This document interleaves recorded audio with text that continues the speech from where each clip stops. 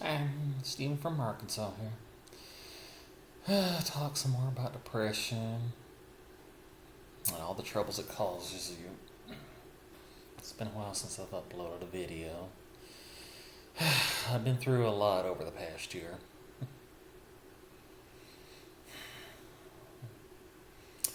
My wife divorced me. She won't let me have contact with my kids, so I'm trying to move to where I can get contact with them and get myself a lawyer so I can get my rights reinstated. I was homeless for a brief time, didn't have any place at all because, well, I trusted somebody.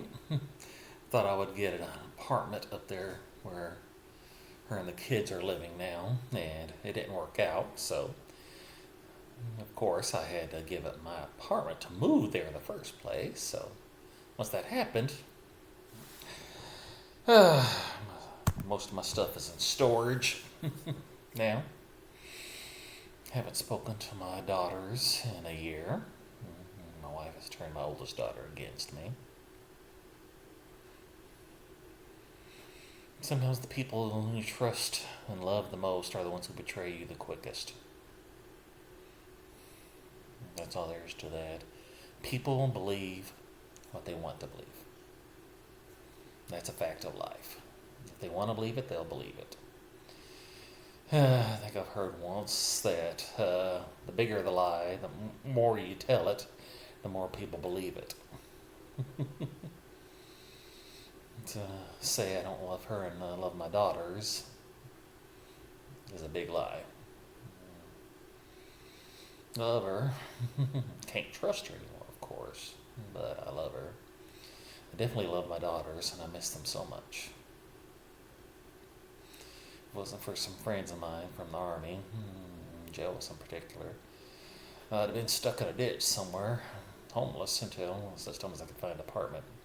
Thanks to her, it's like I was able to finally get my place, have a shot at seeing my daughters again. I'm still working on that. I don't know when it'll happen, but it'll happen. Stay positive. Depression, no matter what life throws at you, stay positive. And it's hard. It's hard to stay positive because life is constantly throwing crap at you. The crap it throws at you will leave you homeless, unloved, nobody wanting to help you. It's like family abandons you, won't have nothing to do with you. It's like, yeah, you know who loves you when the chips are down and out. I had only one person willing to help me. Thank you so much, Joyce. It's like I met her in the Army, and it's like closest thing I have to a sister. So now I'm just working things out, trying to find a way. In 2 months I'll be 55. Basically, all I have in my life is a few things, my collectibles, which are in a storage shed, chair I'm sitting on, and a TV, and my laptop here. That's all I have. Of course, a friend.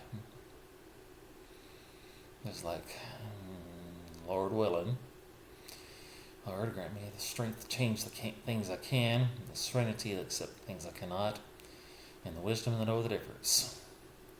Problem is that I don't have much wisdom. Highly intelligent, but not a lick of common sense in my body. I'm about to turn 55. You start thinking about things like dying when that happens.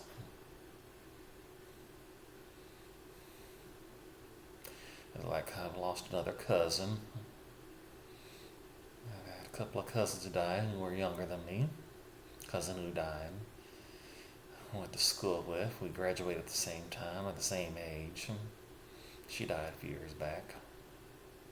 And recently I had a cousin who was the same age as my next oldest brother who died.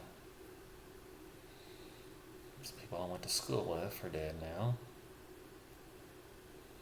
I remember saying that a few years back, that I was like, you know you're getting old when you the first things out of your mouth when you sit there with some people and say is like, well, you know who died yesterday? Yeah, I'm approaching that point. More people, more and more people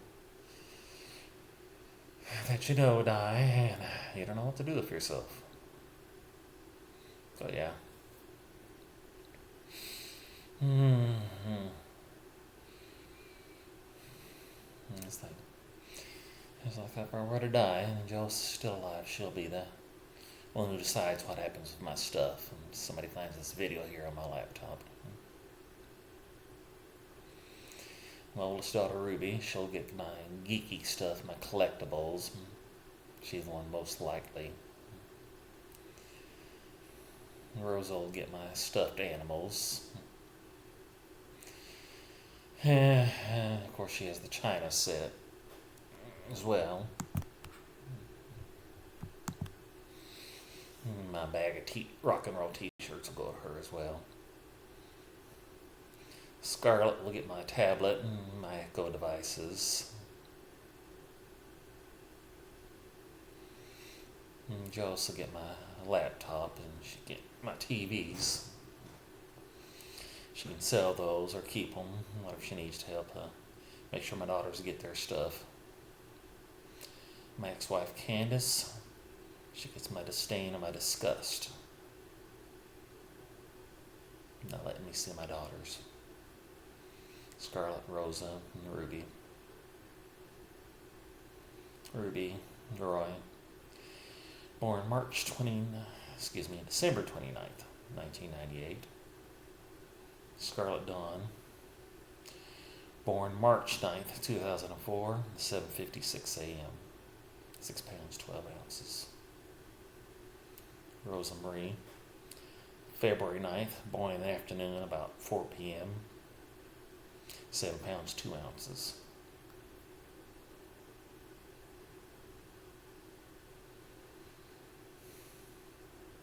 Life does some strange things to you. I always thought I'd die alone and unloved, and unless something changes in the near future, that's going to happen.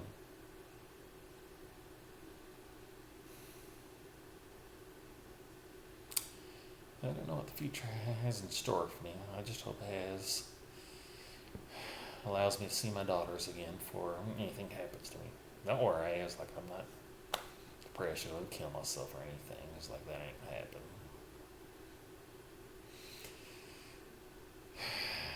Living's the hard part, dying's easy.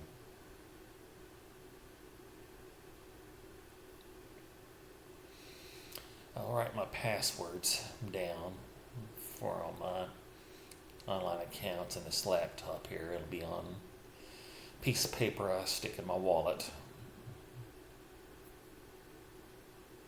That way people get access to my accounts. Make sure to get into my PayPal and my different online survey accounts. Because I'll have some money most likely, Lord willing, especially my Amazon Prime account. All my videos, my digital collection, 300 some odd movies. You need the passwords to access my online accounts.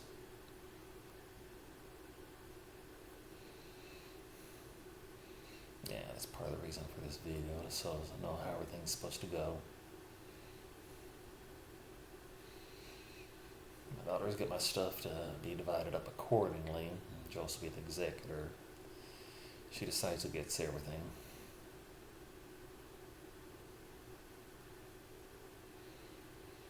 My clothing, if they don't fit anybody, they'll go to Goodwill. Or if somebody can fit into them, they can have them. It's like my Razorback stuff. That'll go to Rosa as well, except whatever she doesn't want. I imagine some of my shirts will fit Scarlett.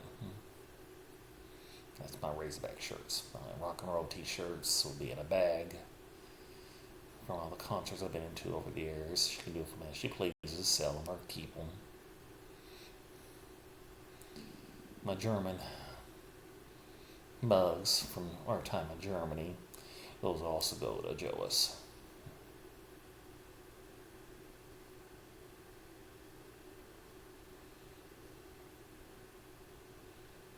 It's like whatever my kids don't want or they can't make up their minds about, go to her as well.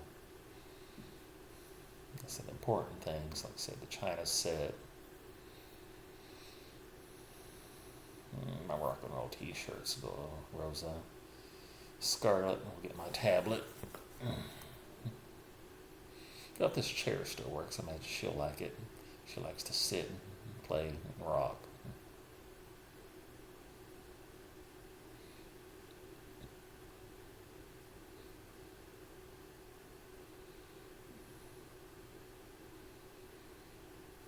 Sometimes it's just hard. Need to get in to see my therapist.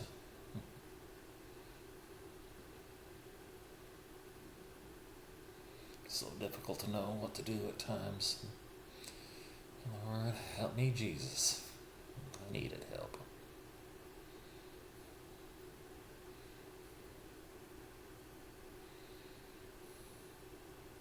Just like my parents and my brothers want nothing to do with me. When you ask people for help, it's like when you're homeless. I've never done drugs. I don't drink. I don't smoke. I've never laid a hand on my wife or my kids in anger. And you still get treated like scum.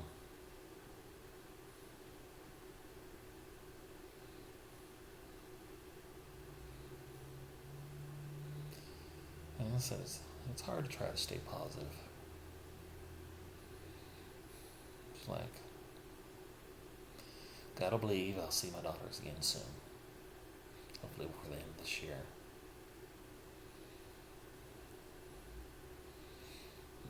Let's take January. In less than 2 months, I'll be 55. March, same as my Scarlet.